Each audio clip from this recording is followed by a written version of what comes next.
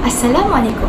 My name is Sophia Adriana, and today I will present the first half of the major timelines and morphological developments that occurred during the Norman conquest, focusing on the years 1066 to 1200. To begin, the Norman conquest took place in 1066 under William the Conqueror. After his victory, French became the language of the ruling and upper class nobility, while English remained the language of the ordinary people. William strengthened his control by commissioning the construction of the White Tower, which serves as a palace, treasury, prison, and fortress. Its establishment symbolized Norman authority and also marked the beginning of large-scale French vocabulary entering English, especially words related to governance, law, the military, and religion. During the first 35 years after the conquest, massive borrowings from French into English occurred. Borrowing is a morphological process where one language adopts words or morphemes from another. This happens because French dominated government, administration, and the church. It is because William's rule encouraged its usage. Some examples include government, crown, court, castle, noble, prince, duke. Meanwhile, law, accused, crime, justice, prison. The military borrowed words armor, battle, tower, and war. And lastly, religion. The words are abbey, religion, saint, sermon, and virgin. Despite this heavy French influence, spoken English remained alive, especially among the common people. The language did not disappear even though English writing declined. Next, feudalism became the main system of society and government after the Norman conquest. Under this system, the king granted land to nobles in exchange for loyalty and military service. The nobles then provided smaller portions of land, known as manors, to knights for protection. Meanwhile, peasants or serfs worked the land and received shelter, and also security from their lords. Feudalism helped William maintain order, loyalty, and control across England, and it reinforced many French terms related to land, rank, and social hierarchy. Moving on to the period from 1100 to 1200, I would like to highlight two major developments. The first is the decline of the Anglo-Saxon Chronicle and the fading of Old English. The Chronicle had documented English history for more than 650 years. However, after 1066, it was abandoned because Norman officials, who were French-speaking, took over the key positions in the state and the church. This caused a decline in written English, even though the spoken language survived. This period clearly shows the transition from Old English to Middle English.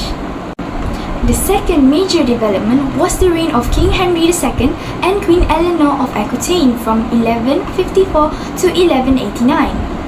Henry was intelligent but spoke only Latin and French, not English.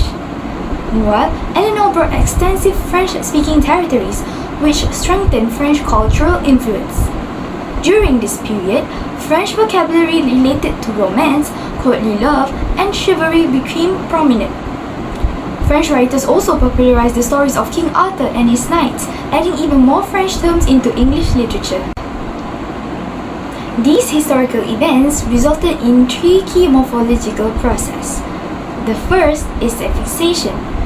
French prefixes such as this, meaning negation or reversal, entered English and often replaced Old English prefixes. Meanwhile, French suffixes such as shen, which forms nouns of actions, were also adopted, especially in formal and academic vocabulary. Second is semantic narrowing, which occurs when a word that once had a broad meaning becomes more specific over time. To illustrate, the word of native Old English cow narrowed to mean only the animal, and the word beef, which comes from French, referred to the meat of the animal. Moreover, the word sheep narrowed to mean only the animal, which belongs to the native Old English, and also mutton which comes from the French, referred to the meat of the animal. Lastly, hybrid compounding took place when French and English elements were combined to form new words. Examples included gentleman. Gentle comes from French gentle plus man. The word comes from Old English. Second, courtroom. Court belongs to French while room belongs to the Old English. Therefore, this is the end of the first half of the major timelines and morphological developments. Assalamualaikum, my name is Nurhusnina Narusha and I'll be continuing the major timeline. In the early 13th century, the biggest change was trade, particularly the growth of the wool trade, which poured wealth into parts of England and helped build a new kind of society. It wasn't just the French nobility and the English workers anymore, it was changing towards a better direction. Even small villages were building more elaborate churches where the services were conducted in Latin. The towns were growing rapidly. For example, London's population actually doubled during this period, which drew in massive numbers of English speakers who were looking for better opportunities in their lives. As feudalism declined, these English speakers started moving into the towns, which were actually already run by the established French-speaking officials and merchants. Now, in regards to the morphological development of the early 13th century was the borrowing process. As the French language was the official language of trade and the society were mingling with each other in both French and English, a few trade terms were adopted into the English vocabulary, such as commerce, merchant, trade, and etc. Additionally, French names were fashionable at the time, which replaced traditional English names such as Alphabet and Danson. Names such as Richards, Roberts, Simons, Stevens, and Williams remain popular in society even till date, as we find many people that have the name Williams and Roberts.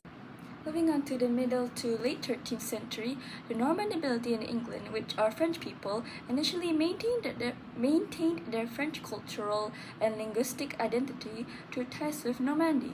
However, tragedy struck after King John lost his Norman land in war to a small kingdom of France, which severed their ties to the French culture. Then, the French-speaking nobles began marrying English speakers, leading to a gradual shift toward the English language within noble families. Many children in formerly French-speaking noble families were learning English, often from their mother or nurses.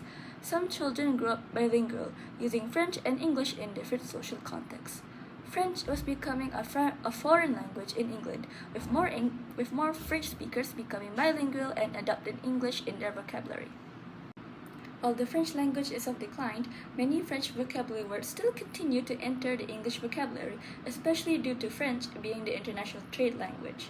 This included Arabic loanwords passing through French into English, such as saffron, mattress, and amber. These imported words did not replace English words, but coexisted with subtle differences in meaning. English and French words often appeared interchangeable but had nuanced differences, enriching English vocabulary. Examples such as the French word demand is ask in English. Then, moving on into the 14th century, a calamity occurred among the people. The Black Death arrived in Britain through infected rats that led to a devastating plague in the year 1348.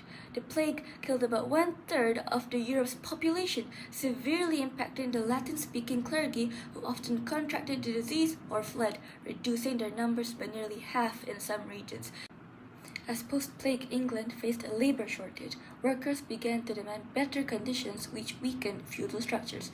The people demanded raised wages, lowered property prices, and improved fortunes, marking significant social and economic changes.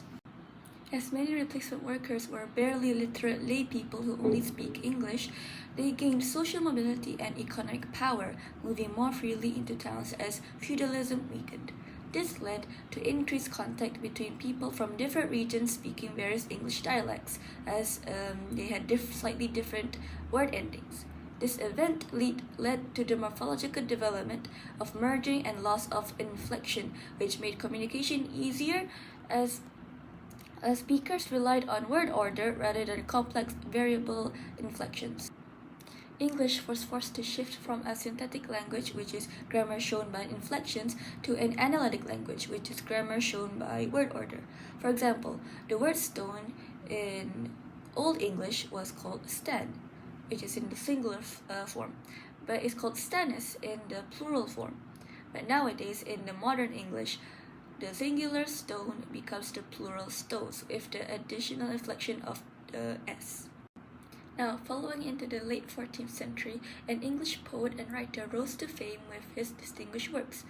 Geoffrey Chaucer, gifted the title of Father of English Literature, was most well known for the Canterbury Tales, as it highlighted his linguistic creativity and influence in skillfully adapting the language and tone to fit each tale and chapter, demonstrating expressive capacity of the English language. Despite being a Londoner with royal connections and knowledge of Latin and French, he chose to write in English as he contributed French-derived words into the English vocabulary, thus further enriching the English language.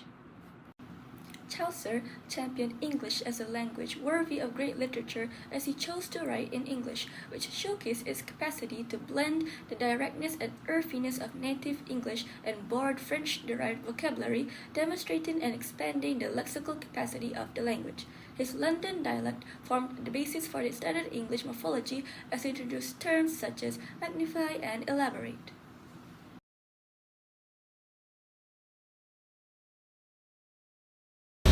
Assalamualaikum and hi, my name is Nur Filza. Now let us move on to the interesting part, where I will be talking about the factors that influenced the changes in English vocabulary during and after the Norman Conquest. Language shift, or more specifically vocabulary change, may be influenced by political factors such as a powerful foreign force imposing its culture and language onto the colonized country. The Norman conquest of 1066 shows clearly how political power can reshape a language vocabulary. When William the Conqueror took control of England, his dominance was not only military but also cultural.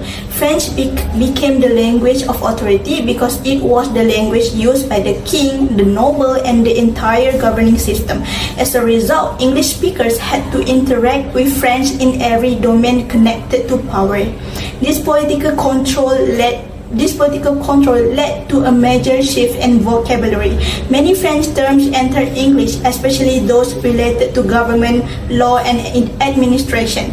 Words like court, judge, jury, castle, and parliament overshadowed older English terms simply because the ruling class used French in all official proceedings. Political prestige made these French words necessary for anyone who wanted to function within the new power structure. Next, the feudal system strengthened this influence. Since the entire economic and social hierarchy was controlled by French-speaking nobles, the vocabulary of land ownership, trade, and social relations also came from French. Words such as tenant, labor, merchant, and service became part of English because the system itself operated in French. And the expansion of French-speaking territories connected to England, such as those ruled by Queen Eleanor, further amplified this dominance by making French a language of prestige both inside and beyond England. In addition, this political influence also shaped written culture. For example, the Anglo-Saxon Chronicle at Peterborough Abbey was once a major English language historical record, was abandoned after the conquest. This decline of written English reflects how political authority suppressed English in favor of Latin and French, and ultimately slowing the development of native English vocabulary during this period. However, the political situation changed after the Black Death. With the feudal structure weakened and many French-speaking officials gone, English regained importance. It eventually returned to official use, appearing in law, courts, and government proceedings for the first time in 300 years.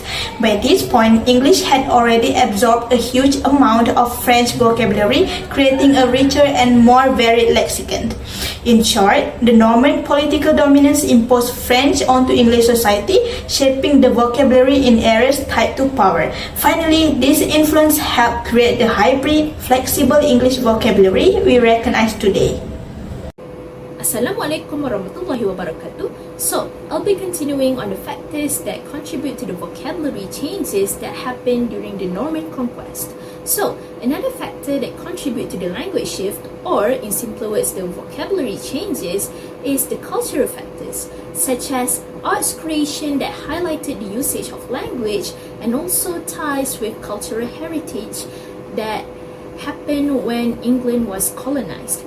So, an example that can further elaborate that point is that, first of all, during Queen Eleanor's reign, French writers, poets, and musicians polished English literature using their arts. And for the second example, is that social perceptions and cultural vocabularies were also changed to be French-based by the Normans, who later emphasized words like romance and chivalry.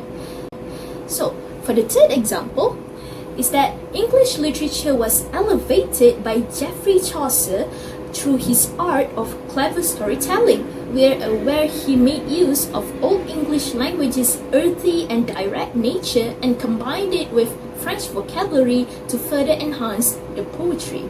And for the last example, for the creation of art, is that Standard English was established with the help of Chaucer's work.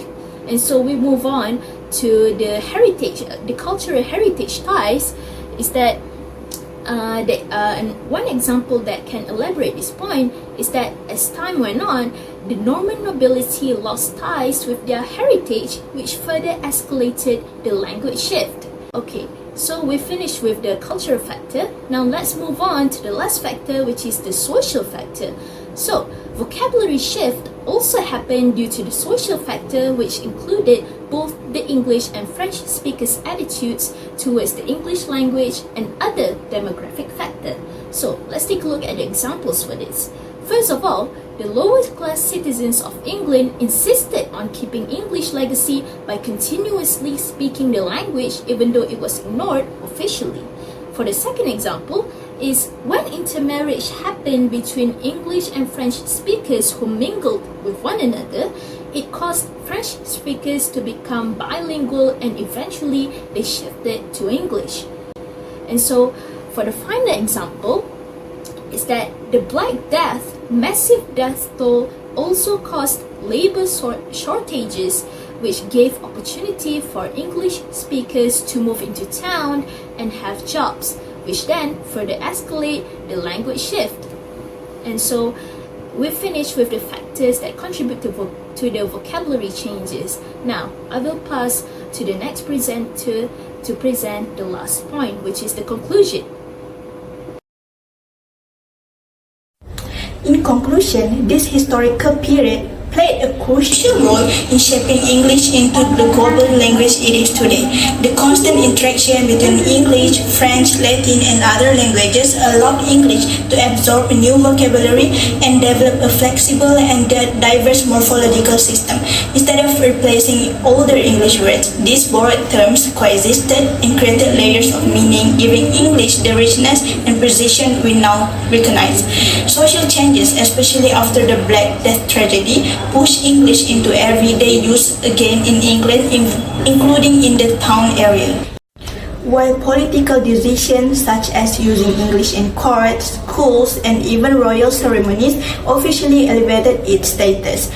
Next, in the cultural part, writers like Geoffrey Chaucer demonstrated that English could be artistic, expressive, and worthy of literature, helping to unify and standardize the language. All these factors combined to make English adaptable, expansive, and ready to spread beyond Britain. This adaptability later allowed it to grow into a global language shaped by centuries of openness, variation, and innovation.